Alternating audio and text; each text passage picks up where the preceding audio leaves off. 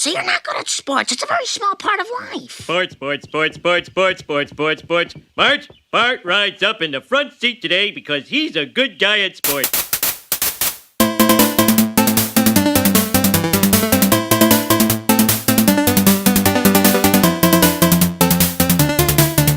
Welcome to Flipping Tables, a podcast about technology, gaming, and culture. I'm one of your hosts, Mike Edwards. And I'm David Lyons. And as always, you can find show notes and comments and other stuff at our website, flippingtablespodcast.com/027 for this episode. Woo!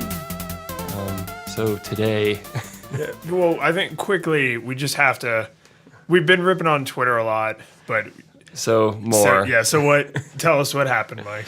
So Twitter decided that they haven't intruded enough. There's promoted tweets, there's extra mobile notifications for every random thing the people you follow, which is different than your friends, because a lot of people use Twitter as an RSS feed of sorts. It's true. Just what I do. So they already started annoying us by saying 5 other people started following this 6th person. Well, today, if that wasn't enough, Twitter is now putting other people's favorites into your timeline. Which seems like they didn't really declare that in any way. So what you're going to end up with is a bunch of people who have no idea that their favorites are essentially retweets. So sometimes. My biggest problem with this is, unlike, I think some people think of favorite as sort of like the Facebook like or something, or plus one. Some people do. But that's other only, people use it as like a bookmark. Yeah, it's only one of its meanings. Yes. And so, if I'm just saving articles for later, that doesn't mean shove this in my followers' faces. Yeah. I mean, this is exactly why back in the day I started using a Read It Later service, Pocket actually, over favoriting stuff, because favorites are, or at least at the time, they were public. Can you hide favorites? I don't think you can. It's a whole account setting, is private or not. Yeah, so your favorites are basically public, and I didn't want to be sending that message that was like favoriting and then later unfavoriting all these things, because to me that was like, oh, you liked it and then you read the article and then you didn't? Or why'd you do that? So, and I know a lot of people use it that way, but I was like, I don't want to be involved in the favorite button. I never favorite anything. I mean, it's very, very rare. Well, in some people, it's like, I'm not retweeting you, but I'm acknowledging what you said. Yes. Or it's, I'm done talking. I'm not going to reply to you, but good work. Favorite, yes. Which is fine. I mean, I don't have any problem with it. I do have a problem with it being a fake retweet. Yeah. Especially because it's not even consistent. It's not like, if you +1 something, people see what you +1'd, or you like something, people see what you liked. It's, you favorite something and maybe they see it. Secret sauce. Yeah. Sponsors. Yeah. And I guess let me be fair and say that +1ing something doesn't automatically show it to everyone. Liking something doesn't automatically show it to everyone, but it's known that those things are public. Yeah, it's not 6 years after everyone has settled into how they use it. Yeah, so it's not the behavior, it's the change in behavior. Yeah. If they added a new button that was like, read it later, sometimes we'll share your read it laters with other people, then no one would really give a crap. But it's changing the existing behavior. It's just, ugh. So I'm just wondering how far this goes before, because one of the things that's always been what I like about Twitter is it's my timeline. Yes. I picked who I follow, and that thing is filled with stuff I chose to receive. Yep. And more, every new feature seems geared towards injecting just a little more monetized content. Well, for me, it's been that first off, there are no good ways to sync read position between services. For another thing, on the mobile app, you can't tell it to load at the top of the timeline. So you have to just hope that when you open it, it's about where you left it so that you can keep your read position, which is why I only ever check Twitter on my phone, because if I go to my tablet or onto the internet, I don't have the same read position. So it's like, not only are they injecting crap, but they're making it harder for me to keep chronological order. Like with Google Plus, I've given up on the fact that everything's not perfectly in chronological order, but they never made that promise. Twitter sold me something and is now like, maybe not. So it's annoying. Yeah, and I want my curated chronological list. To me, that's what Twitter is. Yeah. So that's follow-up. Twitter continues to do bad things. I'm happy with this note in the rundown. It says the jerks at Twitter ride again. I figured that sends a really clear reminder about what they did. And you guys are jerks. So today, let's talk about Comcat. No, I'm just kidding. No, nope. We could, but we're not going to because we're better than that. So actually, we found a couple topics yesterday that we almost had an episode off air about that did. I hope we still have enough juice to talk about. We can But do it. We are strong. The first one's my favorite. There's this new baseball bat coming out, or it's out or something, gaining steam, that is based on the axe handle. So its handle, most baseball bats are like perfectly symmetrical. Yeah, it's just a cylinder. Yeah, it's just a cylinder. I mean, it thicker and thinner in different parts, but it's taper. Yeah, there's a taper.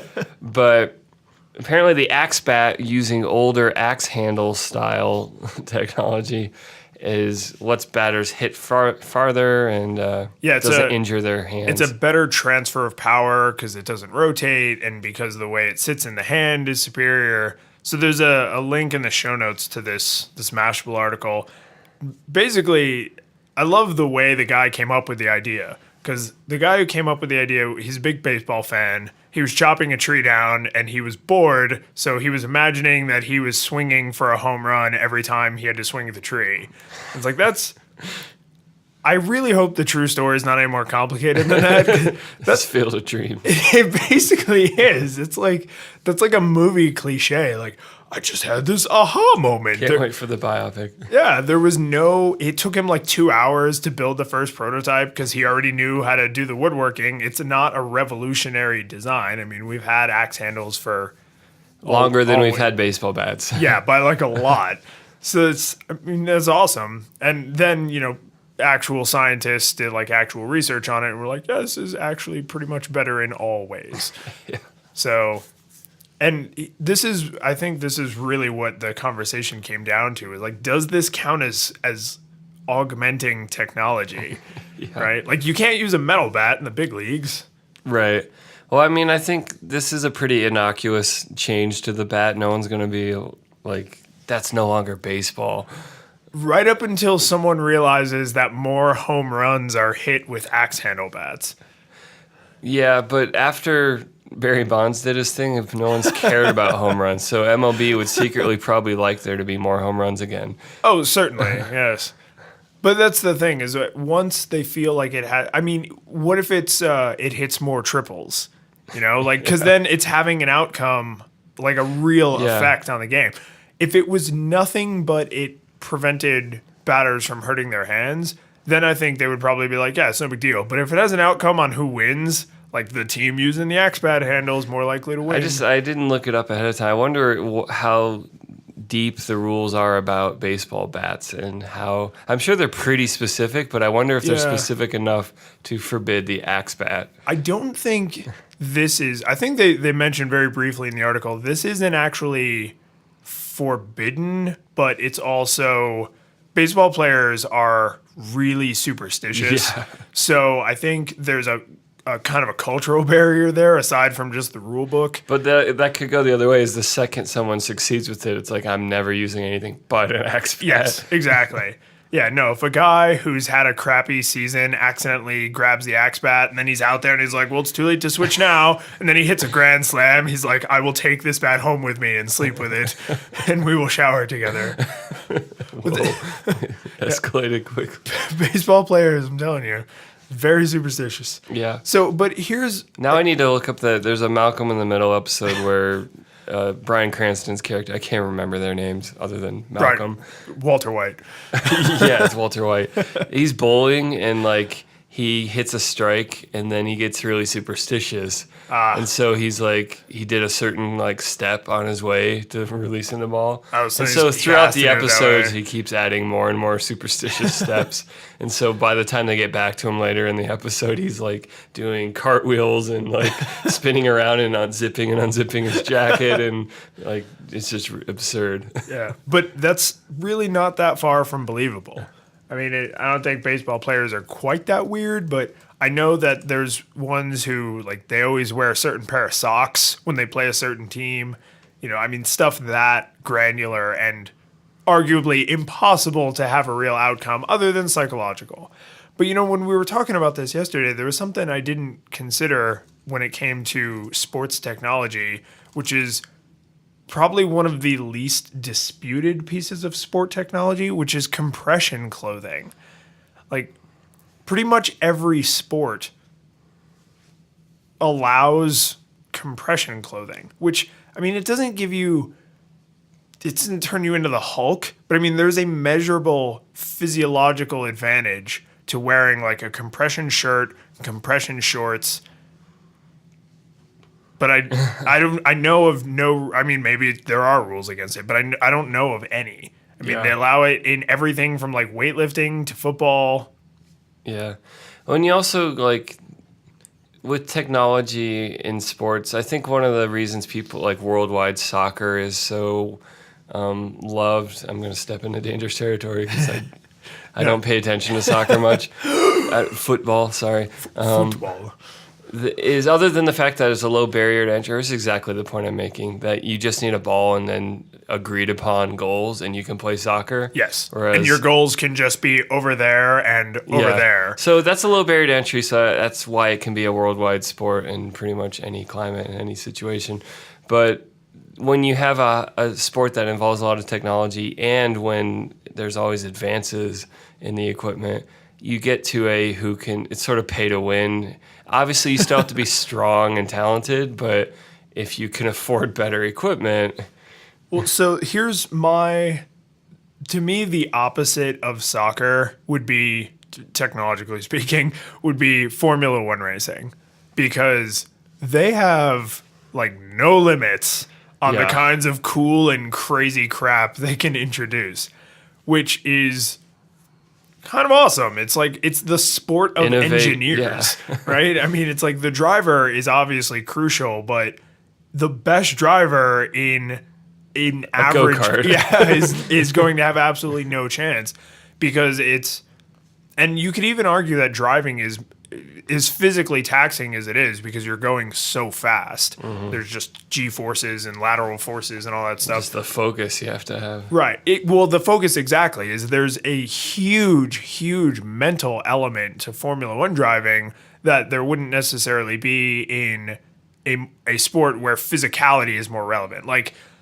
no matter how much I practice basketball, someone your height versus someone my height has an automatic advantage. You have longer reach, you can get closer to the rim on a layup, or you can maybe dunk, whereas I probably can't because I don't have a 40-inch vertical, right? Yeah. So it's like, no matter how focused I am, I just have like this physical limitation. Whereas with Formula One racing, the car is the athlete, and you are like the brain of the athlete when you're the driver.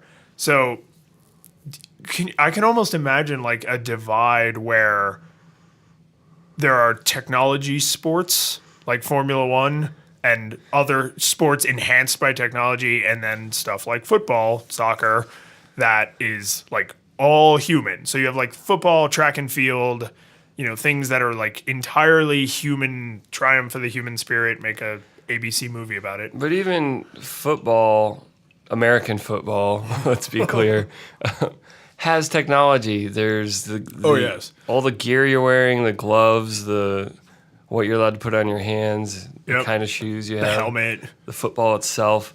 And what you were saying earlier about the baseball, the axe bat having an effect on scoring. I think that's in a competitive team sport like baseball or basketball or football, where you're competing, you're interacting with your opponent. Not like track and field where it's just run fast. Right. Or something. There's a little more to some of it. No, that's all it is. That offense-defense balance is crucial to the fun of the game. Like, and because if MLB, one team just blows the other team out. Yeah, and like if like the rules get so that quarterbacks can never be touched in the NFL, and so they kind of just get the defense gets penalized every other second because of all these bad concussions that happen everywhere. Then it becomes an offensive game because it's too easy for the quarterback. So can you imagine technology having a bigger role in a sport where it's less, the competition is less like head to head like that? I think so, because there's not as much of a offense. It's not the same kind of game balance. Because if it's like, well, everyone can get a faster engine. Right. They just have to have funding. Yes. Then as long as the culture of your sport is okay with money being which probably is still true in every single sport. Yeah. Money will, the Yankees can buy their victories, but not for a long time now. But as long as, like with Formula One, where it's like, well, this isn't changing the dynamic of the competitive sport so that it's now no longer interesting to watch. Right. Well, I feel like even because the more I've thought about this since we talked about it yesterday, is the more I'm kind of thinking like there are such little things that we take for granted, like track and field. So you have like the 400-meter sprint, right? So that's once around the track, and that's it. So there's not really a whole lot you can do technologically except all the stuff we take for granted, like spikes. Yeah. So if you have spikes that are as grippy as steel spikes but are lighter weight, like that might make you perform better. So like, I don't know, like carbon nanotube track spikes, like that might make you perform better.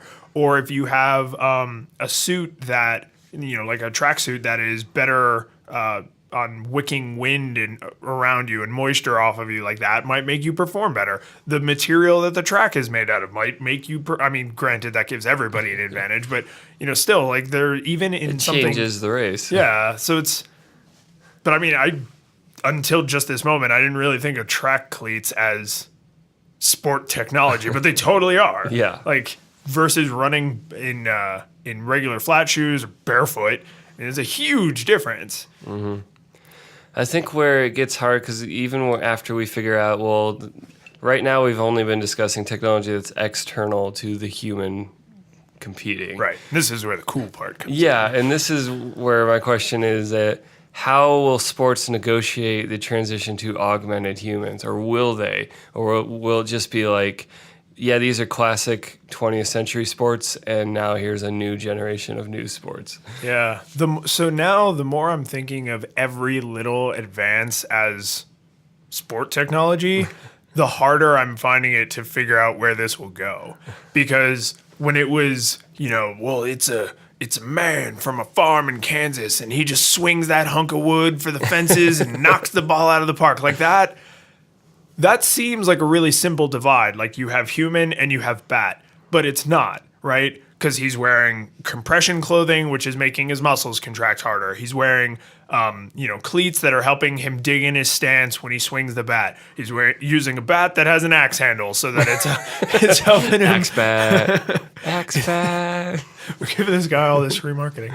But it's like every single little thing. Like he's wearing a baseball cap that's keeping the sun out of his eyes. He's wearing polarized glasses that are giving him a clear view even though he's staring into the setting sun. Like this is all technology that's enhancing his ability. He'll have but when he has a HUD that says this pitcher throws a strike 99% of the time in this situation. Right. And it's like real-time analytics analyzing, swing at this one. Dude, go, swing. Are you allowed to have that information? Yeah, so that's, I would say there will be a charismatic argument for why no, but I am having trouble thinking of a logical argument for why no. Because, okay, say you're my coach, right? And this pitcher comes up, and then you come over and you say to me, like, hey, this guy, like, he's known to throw sinkers that look like fastballs, so just you gotta like really keep your eye on what's happening because his body posture looks the same for all of his pitches. Mm-hmm. So then it's like, is it any different than if that was just on the inside of my glasses? Like, it's really not. And the coach but is just empowered by more than a hunch of a coach. Well, but I mean, baseball in particular is like a statistics-driven sport. Yeah. So I would say any halfway decent coach and player would be attempting to memorize that information anyway. Knowing the opposing players, knowing what they're capable of, knowing the field. It's already part of the culture, or especially in football, watching the tape of the other team and looking at their patterns and their decision-making. Yeah, exactly. So I would have a hard time making an argument that is like, well, if that's projected onto the inside of your spectacles, that's somehow different. Yeah. or software that analyzes the team earlier in that game and identifies like this guy's tired. Ooh. You know, like real time, like this, you should exploit this in the other team. Yeah. See, and here's why I would have a hard time making a logical argument for this. Because if you interviewed any like really good player, they would probably tell you that these are the kinds of things they're already doing. Yeah. Like they're looking for. They're already like, that's a mismatch. Throw to him. Yeah, exactly. Like, oh, we know that this guy is having a crappy day, or we know that that player is, they got lousy sleep last night because they were nervous about this interview they had to do this morning, or whatever. Like, they're already like trying to hoard that sort of information. So, I think let the computer do it. To put words in this fictional person's mouth that would be charismatically arguing against it, I think the fear would be that you don't want to lose the human drama of a competitive sport because that's what gets people going. And so, this is obviously projecting and assuming too much, but like that the technology would somehow take that away or reduce everything down to... I think people probably would feel that way at first, but I think if the change was made, so basically this has to be a profit center. So if the change is made against the emotional feeling of the public, I think they will get over it. And then eventually you would have, well, in my day, no players had robotic faces. And then that would, that generation would eventually fade out, and that would kind of be the end of it. Well, there's obviously going to be enthusiasts for the tech augmented human sports. I think there will be a huge audience. I'm one of them. So that'll take off. The question is, will it be today's baseball evolving into that, or will it be goodbye baseball, new people, younger people watch this now? Yeah, and this is where I just I don't follow sports I like sports, I enjoy them, but I don't follow them. So I am removed enough from sport fan culture that it's really hard for me to say either baseball will change into robot baseball or there will be... So all the 80s and 90s Japanese baseball video games that I want to be reality. Oh my God. What was that one where it was the pink robots versus the blue robots? There's Base Wars. Oh, it might have been that. Where like you'd like slide in a second and then it would be like a Street Fighter battle suddenly. Oh, that doesn't sound right. I don't know. I'll think about shoot and punch the other robot. We will put a link to Base Wars in the show notes, and if I can think of the game I'm thinking of, I'll add it in there. So some other ones I can think of are there was Baseball Simulator 1000, which had like you could like throw 3 balls at once or a fireball or like there's all these absurd pitches and power ups. Yeah, but I love that innovation in baseball games that no longer exists because everything's just stamped with MLB and it's trying to be as realistic as possible. And I could not be more bored of baseball video games. I used to play them all the time. It feels like most video games have become, or sports video games have become like their franchise, and that's it. And then the occasional like NBA Jam genre spinoff of like, this is extreme, but never like... Let's just twist this sport into a weird mix of genres, or I don't. I think that was a very 80s, 90s futurism. Just like how every TV show had like a wacky robot. I think with the start of the Ken Griffey baseball in the 90s, that started killing that of just like now everything's just franchise and. Yeah, God damn it, Ken Griffey Jr. It's all your fault. It's because Nintendo owned the Mariners. You know what? I think Base Wars. Yeah. I'm looking at this cover art. I think this was it. I want more robot sport video games. Mutant League Football. There's lots of greats. Mutant League Football and Mutant League Hockey. Oh man, I don't really care about hockey, but I did like playing Mutant League Hockey with my friend. Mega Man Soccer for Super Nintendo. Yes. Well, even like the Mario sport games, don't they usually have like power-ups and abilities? That's like the last bastion of this. Well, but I mean, this is so the 80s version of an all robot league that was too futuristic, but the late 90s, early 2000s version of humans with superpowers, which really brings us back to your point, is like you mentioned a HUD, but what about like bionic arms? Like, where's the line? If I have a prosthetic arm that simulates a human arm, is that okay? What if I have a prosthetic arm that's stronger than a human What if arm? I'm a giant gorilla? What if I'm a giant robot gorilla? Strong as two gorillas. Yeah, this... Now all I can think of is Blurns Ball in Futurama, where they have the human Blurns Ball League and then the robot Blurns Ball League, because it's just no question. But the side note, the real commentary of that joke is that the human Blurns Ball League is performance-enhancing drugs required because they had to level the playing field. What did you think of Blitzball in Final Fantasy X? See, Blitzball was interesting because Is there a way to win that?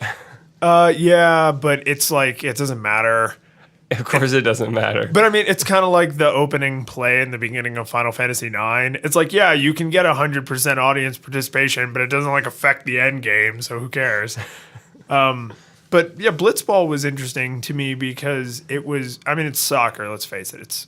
It's like rugby. It's underwater. Yeah, it's underwater rugby. But aside from the fact that they never explain why everybody doesn't drown, it's I like the idea of that, like, because it's just rugby. The technology is not special, but you have like that third dimension. Also, was the field basically a sphere? Yes. So it seems like sphere was the motif of Final Fantasy X. Yes. That is definitely true. That is not subtle imagery Yeah. in the slightest. That's how you powered up. There were spheres everywhere. We don't have to spoiler alert the story Spoiler alert. It's a game like 7 years old. of a game about being in a dream, but A dream within a dream. So, yeah, but I mean, this is actually now making me think that what's more likely to happen is what you said.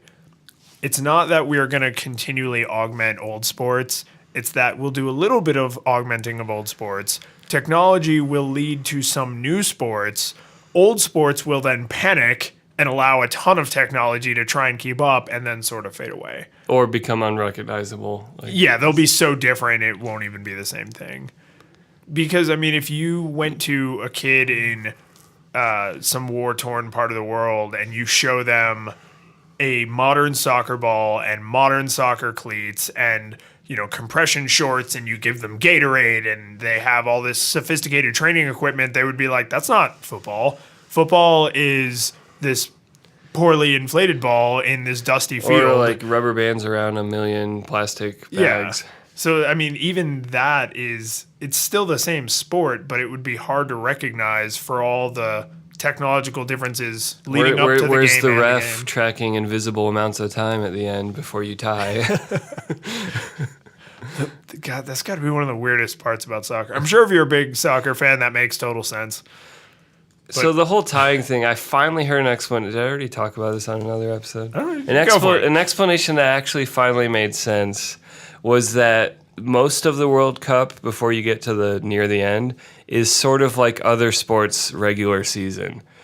Yes. So the fact that you can tie or lose a game and still advance, the Broncos can lose the last game of the regular season and still go to the Super Bowl. Right. So that makes sense, sort of, but it's still kind of weird because it's still a tournament that happens once every 4 years. Yeah, I guess the problem might be in the nomenclature, because we're calling it a tournament when really it's its own little separate season. Yeah. Because something I didn't realize before this World Cup is that a lot of players play wherever in the world they want to play, but then in the World Cup you play for your nation. So That's why the U.S. always loses, even though we have tons of great players every other time. yeah, and that I had no idea that was a part of it, and it's kind of interesting because is this like unifying event, and yet at the same time it is built on cultural boundaries. You know what it is? It's like a civilized form of war. Like we've taken the nation building of war and removed like the killing and the conquering and just called it the World Cup. Well, sometimes remove the killing. The fans get a little crazy. That can happen. That's sad.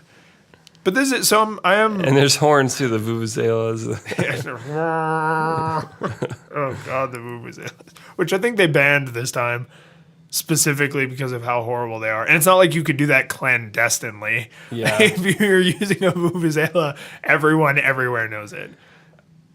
I totally found that Malcolm in the Middle clip. I'm going to include it. Yes. And I'm actually including some stuff about Base Wars because it's awesome. And it was a NES game. I thought it was a Super NES game. Nintendo. Nope. Old school. That's when all the play with the nature of sport was happening in video games. So, but this is, I hate to say it, but this conversation is kind of like I don't know what's going to happen. I mean, we could draw on Tim Allen, Home Improvement. We could draw on history for how we've seen technology impact sports, but I think culture and technology are now changing so much faster than they have historically, that it's difficult to use those changes to predict future changes, especially because sports are, at the heart of it, two things. They are things that people do for fun, and then they're a huge moneymaker. And if technology drives the huge moneymaker, it's not like people are going to say, oh, well, we can't change the sport. No, don't pay me to play that. No, yeah, it will Stop change if that's where the money goes. Yeah. I mean, there's a reason we have several different types of racing, because we have the Formula One, which is money wins the day. And then we have NASCAR, which is like kind of in the middle, but there's rules to what you can do to a NASCAR. Like there are very real limits to how souped up a NASCAR can be. Mm-hmm. And then you have, at the opposite end of the spectrum, you have like track and field, which there's still technology involved, but at the end of the day, you have human start there, human go there, human who gets there first like wins. 90 to 95% the human. Yes. Yeah. I mean, no track shoes that currently exist in this universe are going to allow me to beat Usain Bolt in a foot race, even if he's barefoot and probably running on rocks. Like, I don't think I could take enough of him out of the equation without like tying him to the ground, like Snidely Whiplash style. That's going to allow me to win. He's asleep. Yeah. Doesn't know we're racing. Even then, he would probably be like, hey, we're racing, and then just like run past me. Did that guy just run by me? I'm going to beat him. Yeah, exactly. So that's, I don't know. I want to see technology sports, though. That is where I'm at. Like, I want Base Wars. I would watch the crap out of that. Ooh, okay. Last thought about this. Do you think robot sports would be more acceptable if they were being controlled by humans? So it's a StarCraft then. Yes. But I mean, just imagine like football, there's a lot of concern about football constantly getting ruled up because it's really dangerous. Like it turns out it's dangerous to ram into another person repeatedly for like 2 decades. Go figure. So yeah. Running backs don't make it 2 decades. Okay, exactly. They get hit every single play, and 10 years is great. Yeah, so that's 10 years is a short career by... Yeah, early 30s, you're just broken. Yeah, so would you watch a sport that all of the robotic players were being controlled by like virtual reality humans? Yeah, it just wouldn't be, it'd be a new sport. Even if it has the rules of football, it's something else. But I'm sure if they did it well, the robots would have the personality of the humans because they would paint them and they would make them do things and terrible things. But I think that'd be interesting. Like, I think not only would that be interesting, but I think that'd be an interesting compromise. Well, this will happen. Do you think? I mean, for sure. Like, you think this will definitely be a thing? When robots... I guess we did already have the robot battle thing. Like comedy game show thing. Yeah, you remember where you like made them fight to the death? Yeah. No, this will be a thing. The more accessible that robotics gets to more and more people, there's going to be robot wars. I want to. Yeah, actually, that was the name of the show, Robot Wars. I think this would be an There will interesting. be robot blood. I think this would be an interesting compromise, but at the same time, this really exacerbates the draw between like, well, is it a human sport or is it a technology sport? So I don't know. I am. I am big pentameter. Yes, that is. You caught me. That's what I was gonna say. But I can't. I'm prediction powerless here. Like I got nothing. Someone just tell me, or just do it and then show me. All right, well, let's just pivot to the next topic. All San Francisco Let's just startup give stuff. up. So this one you shared this with me, this penmanship video. So tell our listeners, we're gonna link to this in the show notes. This TED talk. So this was a TEDx talk. It's like assistant to the regional manager. That's right. It's an important difference. Goddammit. Basically, this was a TED talk about handwriting. I think the link was already in there. No, it wasn't. I just moved it. Oh, okay. I ordered them chronologically based on our I discussion. shouldn't comment about our Google Doc, dude. No, this is private. No one sees it. So I don't remember the fellow's name, but he was giving a talk about basically another lamenting that we're getting rid of handwriting in school curriculum and penmanship. And so he was just talking about the benefits of penmanship, that it engages you on these different levels. Like there's cognitive research that writing and forcing your hand to form individual letters helps with your literacy, helps with your reasoning, helps with your connection to history because we have thousands of years of handwritten stuff. And your argument, his argument that you're restating has already fallen apart for me. Because here's the thing. This video, it's very sweet. Like you can tell the guy's really nervous, but he gives a very nice talk and it's interesting and he has great imagery. And But his art is great. yes, exact art is the right word. Because yes, there is research that indicates that writing something by hand is different than typing it because of how your brain processes forming the letters and forming those letters into words and all like that. There, fine. Full stop. But what he's really advocating for over the course of this video is craftsmanship and art and mindfulness, none of which is owned exclusively by the pen, particularly when you realize the second half of his video is about woodworking, not penmanship. Yeah. So, What gets me about it is the keyboard is one input device. Computers, there are dozens. Yes. Dozens of us. But we are legion. as time goes on, there's going to be more and more natural interfaces for computing. And we're already getting better and better touch response on things, styluses, whatever. But styli. And I don't know, he kind of had, it was kind of this tunnel vision of like, yeah, just typing is built for the purpose of really quickly, efficiently putting words together of someone who already understands the language. Yeah, It's not meant to be a gauntlet. It's not like the workout routine of word forming. right. Like, of course, running miles every day will train you up better than driving your car, but I still like having a car. Right. And I think the real disconnect comes from he's arguing. Well, one of the first points he makes is that you have this better attachment to what mentally to what you're writing if you write it by hand than if you type it. Okay, but is that your objective? Like when he starts talking about like the craft of penmanship, and I mean he literally makes his own pens, and then the craft of calligraphy. It's like, yeah, but your objective now is no longer to have a written record of words. Your objective now is to create an art piece. Which that is one acceptable form. There's also graphic design on computers. Yes. That is just as wide and deep and Yeah. far as any other. And you can design something in a three-dimensional space that you can only simulate on a physical piece of paper, which probably led him to branch into woodworking so he could design physical objects that had depth, something the pen couldn't do. It could only simulate. And guess what? 3D printing. Yeah. Oh, jeez. But I mean, this is like his.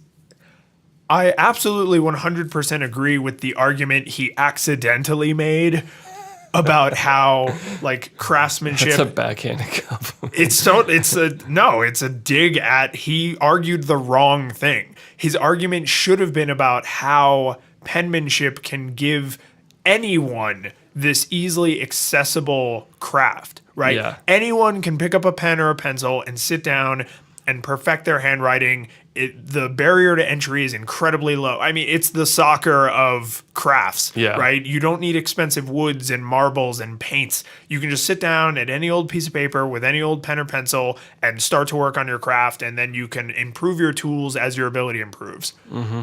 That, to me, is a valid argument because the stuff he produces is absolutely gorgeous. And he showed other pen stuff that's absolutely gorgeous, and his woodworking was absolutely gorgeous. But it's like, if I asked him to write me, like, oh, could you just jot down what you need me to get you at the store? And he's like, well, first I have to chop down a tree and craft it into the perfect pen. And then I have to craft that perfect pen into this document that it'll have beautiful flowing Well, he lines. made a crack at some point about how you drop your laptop in a river and it's destroyed. Yeah, but a fountain pen also doesn't work underwater. Well, yeah, that's what I was going to say. Is every single one of his amazing pens, if it was dropped in water, immediately will not function. Yes, which he oddly says. He was like, you can drop it in. He has a pen, obviously. He holds it up and he's like, you can drop it in water. And I just want to be like, and it would stop working. Like, you would then have inky water and a broken pen. I mean, yes, they make waterproof pens, but not fountain pens. Yeah. Fountain pens, by definition, have to work under pressure to expel ink in a fountain-like motion. Like, that's why they're called fountain pens. That's why they invented the ballpoint pen, because fountain pens are sloppy and difficult to use. I was so frustrated the whole time I was watching this because I wanted him to make the better cultural argument, not the stupid teach 10-year-olds cursive, because that's such a dumb, lazy argument. Well, and like, is the classic thing of like, we have this one time-honored way of meeting these cognitive development needs. Great. I'm glad that forcing yourself to write letters is one way to do that. Yes. Should we no longer look for other ways? No. And this to me is really the big hole in his argument is, yes, you get a cognitive benefit from writing by hand that you don't get from typing, but is the cognitive benefit so great and so unduplicatable through other activities that it's worth the deficiency of how slow and sloppy handwriting is? So, and I get it, some people have really nice handwriting and anyone can improve their handwriting, but if I need to communicate written information, I could just type it, and then if I want to practice a craft like penmanship, I can practice that craft, but I don't see why the two should overlap. Well, and he also talked about handwriting as identity, and that was a great comment on YouTube. You heard it here first. Yes, I was blown away. That was a great comment. By that phrase being speakable in the universe. We've only had the technology to really do anything with fingerprints for like, I think 150 years or something. Not long. If we had known thousands of years ago had a way to use fingerprints, when would we have required signatures? Yes. We would not have. And in fact, you can see the tremendous flaw in signature as identity everywhere, because there's a we keep trying to digitize them. Yeah. If you've ever watched like old Looney Tunes or any old like cartoon movie, there's always the joke of like the idiot. God, it's even in the Blues Brothers. Jake signs his name with an X. Yeah. Yeah, that's not, for those of you who don't know your history, that's not a joke. That is a legally binding way for an illiterate person to sign a contract, which means what? I mean, so like if I walk into a room where there is only me and the other party signing the contract and they write an X, how is that any different from me just writing an X and saying the other person wrote it? It's now just a he said, she Is said. this You have why no at evidence. restaurants I can just like scribble the most insane marking and that's my signature? Yeah, it's totally worthless. I'm Like I make an M and then it's just blah, blah, blah. Yes. I mean, you're married. I'm sure at one point or another you have used like Shelby's credit card or she's used yours. Yeah. Did they stop you? Did you get a note from the credit card agency saying, hey, Mike, why did you sign your name on Shelby's card? No, they don't care. Nobody cares. I mean, this is why Europe and Asia have all gone to the chip and pin model in credit cards because the signature is pointless and stupid. So this is amazing because I was just reading this morning more stupid iPhone rumors. I really want Apple to, ironic quotes, invent NFC so that it can finally be everywhere in America because Yes. other countries are getting pretty far along with it. Yeah, well, Or at 'cause least it's- chip and pin, maybe not always NFC, but it's sort of hand in hand. Yeah, they can work together really well. But I mean, chip and pin, if you've never traveled overseas or talked to anyone who lives overseas, chip and pin is basically where a credit card functions exactly like a debit card. You need the physical card, which has the chip, and then you need the PIN number, which is in your brain. Yes. So you have basically two-factor auth on your credit card. Yeah. Whereas in America, I could find somebody's lost wallet, take out their credit card, and then go buy a car. Yeah. You As know? long as you know their zip code, it's sort of a crappy two-factor. Yeah, and you know, I worked at Blockbuster for a long time, which I'm pretty sure I've lamented on the show before. But that was one of my pedestrian jobs as a young man. And Pedestrian. every once in a while, I would get a customer who would go to pay with their credit card, and I would swipe it, and they would say, "Oh, it says to please check ID on the back." And I would look, and I'd be like, "You're right, it does." And then I would hand them back their credit card, and they'd be like, "Well, aren't you going to check my ID?" No. Because you could have a fake ID. Because the fact that the name on the card and the name on your ID are the same means nothing. There's no picture on your card. There are lots of John Smiths. Yeah. I mean, that doesn't add any additional. I mean, I would stand there and fight with them. I would just look at their driver's license. But I mean, it didn't, like, I didn't feel like, oh, thank God I checked it. Like, I used to write, please check ID. And the on guy back. asking you to check it is not Yeah, that's, a con man. yeah, that doesn't, that's What? just him being nervous. Unless he's like the Joker, he's not gonna. Yeah, so I Or Billy Bob Thornton in Fargo, or Billy Bob Thornton in Fargo, which I don't remember him coming in. the TV series. Oh, well, sorry. The reason I bring him up is because he loved being evil so much he would do stupid things just to abandon whatever he was doing because it was fun. So he's like the Joker. So, minor spoiler, he spends like 6 months assuming a new identity and getting in with certain people because he's like a hitman sort of. Okay. Or, yeah. But when Martin Freeman's character tracks him down and interrupts him in an elevator with them and ruins his whole gig, he just kills the people he was spent 6 months trying to con immediately to go back to doing silly evil stuff. And it's just like He just he's not pushes the reset button. He ain't even mad. Like, well, he's like, you just ruined 6 months of me conning these people, and they're in the elevator like freaking out, and then he just shoots them. And it's just like he doesn't even care. He's like, this is more fun. Being evil is more fun. I have a hard time believing that constitutes a minor spoiler. It sounded like, how dark is this show that description was just like an off point? Yeah, it's kind of a spoiler, but it's just more to his character that he is basically the devil in that show.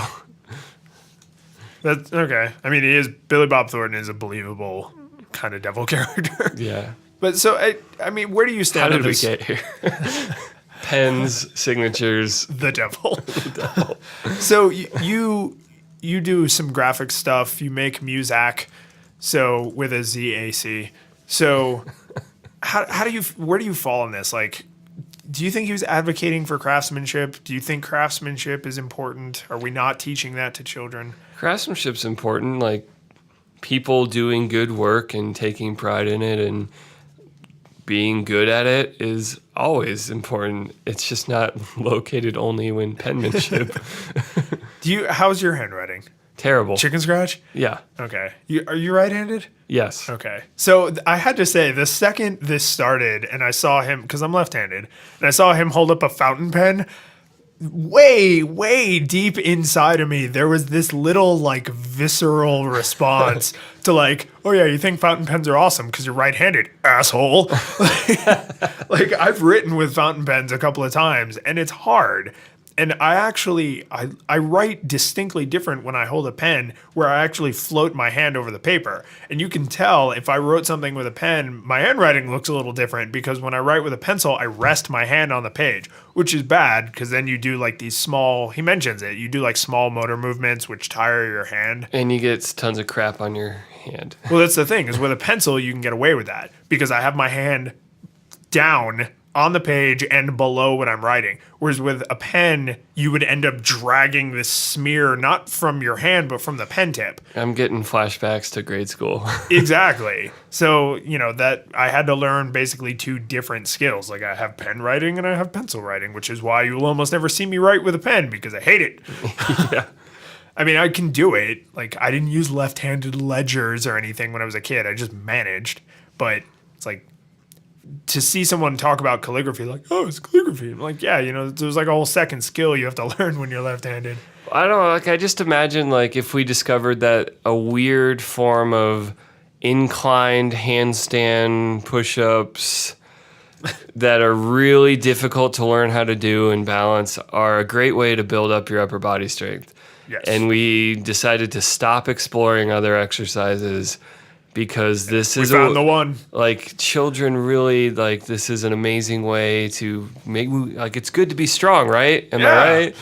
And you see him in his gym doing these amazing weird handstand push-ups. That's how I feel about it. Like, great, there are cognitive benefits to doing all sorts of crazy things in a very difficult way because you're making your brain work. Yeah.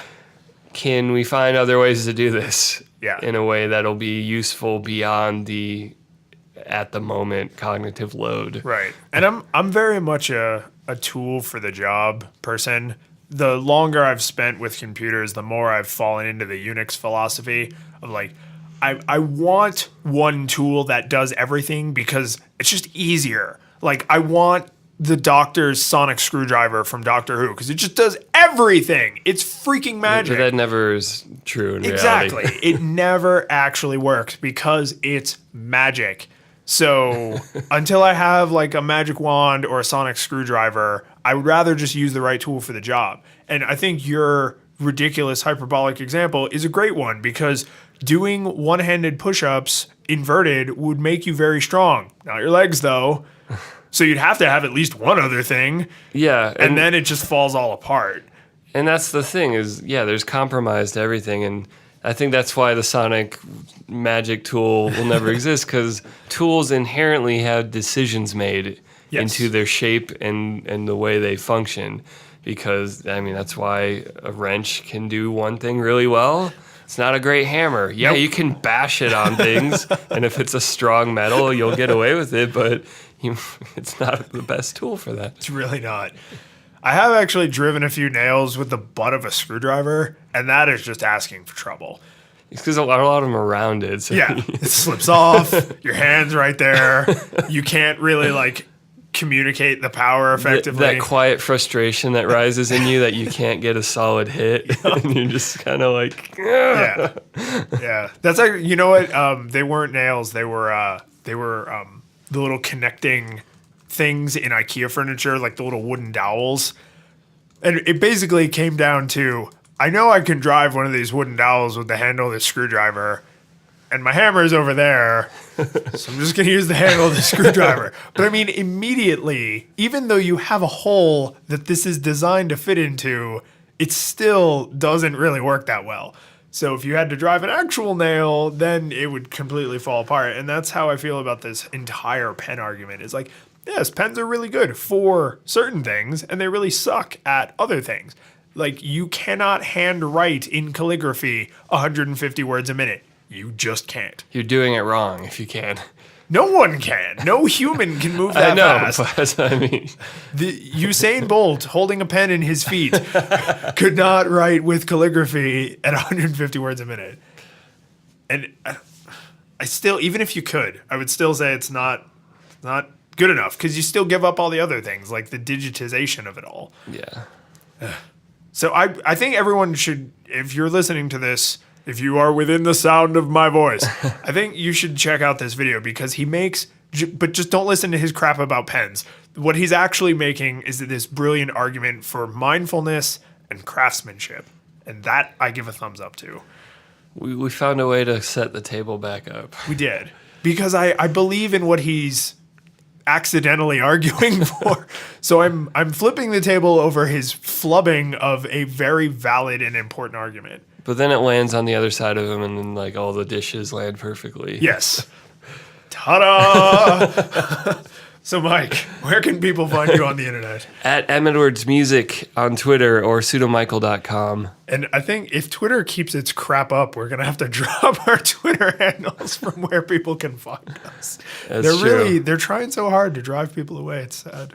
And also follow Flipping Tables on Twitter. It's flipping_tables. It is. And I think all of our social, is all of our social stuff linked on flippingtablespodcast.com? Yes. Okay, good. So if you can't remember it for some Yeah, reason. just scroll down. You'll find it. So people can find me at Lyons in Beta on Twitter, lyonsinbeta.com, or plus David Lyons on Google Plus, where I'm spending. Google Plus. I still like it. I know it's not for everybody. I like the software. That's fine. Yeah. I get very different things out of Google Plus than I get out of Twitter. And since I've pretty much entirely given up on Facebook, Google Plus has become what Facebook used to be for me. Not for everybody else, but I didn't use Facebook. I never played like Mafia Wars or Farmville or any of that crap. Progress bar, the game. Where can people find these show notes? People can find these show notes at flippingtablespodcast.com/027 for episode 27. Yep. And I think I'm curious if anybody wants to follow up about this TED Talk. Like, I mean, definitely the sports stuff, because that's like an endless conversation of robots since it's futurology. Yeah. But I'm particularly interested in the penmanship, craftsmanship thing. So let us know what you think. And I think there's a special surprise coming later this week. Yep, later this week. Yeah, so keep your eyeballs peeled on the YouTube feed and the RSS and the Twitter feeds and all that stuff. Yep. See you guys soon.